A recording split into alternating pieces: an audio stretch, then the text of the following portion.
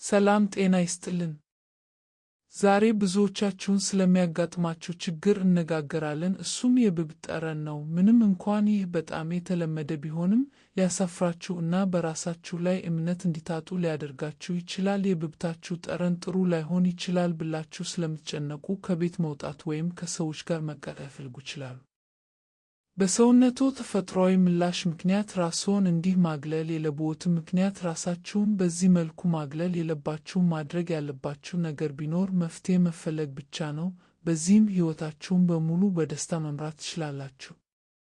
የብብት ጠረንን የሚያመጡ የተለመዱ ምክንያቶች።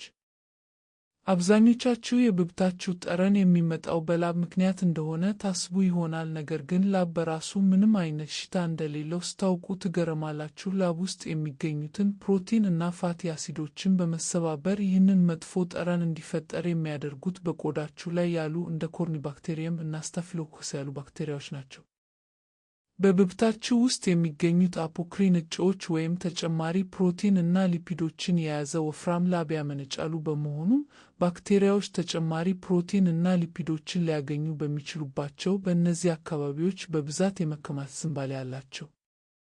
ሌሎች ምክንያቶች ደግሞ አንደኛ፣ አመጋገብ። ቅመም የበዛባቸው ምግቦች፣ ነጭ ሽንኩርት፣ ቀይ ሽንኩርት እና ስጋ ጭምር የሰውነትን ጠረን ሊለውጡ ይችላሉ።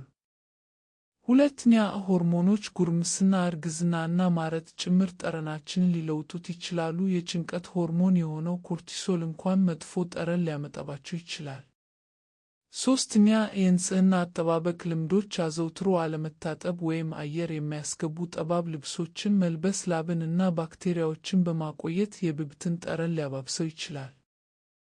የብብት ጠረንን ለመቆጣጠር የሚረዱ 3 ተፈጥሯዊ መፍትሄዎች። አንደኛ፣ የአፕል ሳይደር ቪኔጋር።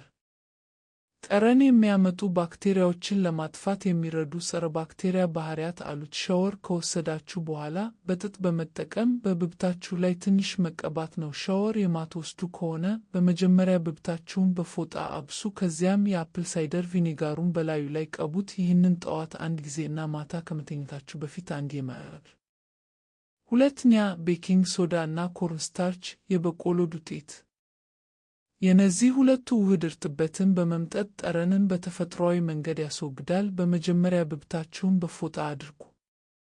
ከዚያም 1 የሻይ ማንኪያ የበቆሎ ዱቄት እና 1 የሻይ ማንኪያ ቤኪንግ ሶዳ አብራችሁ ቀላቅሉ። አሁን ይህንን የደረቀ የዱቄት ውህድ በብብታችሁ ላይ አካባቢውን በሱ እንዲሸፍነው አድርጋችሁ በመቀባት ተዘጋጅታችኋል። ማሳሰቢያ፣ ቤኪንግ ፓውደር ለአንዳንድ የቆዳ አይነቶች ላይ ስማማ ስለሚችል በመጀመሪያ በትንሽ ቆዳችሁ ላይ ሞክሩት። እንዲሁም ይህንን መፍትሄ በሳምንት ከ3 ጊዜ በላይ አትጠቀሙት። ሶስተኛ፣ የሎሚ ጭማቂ።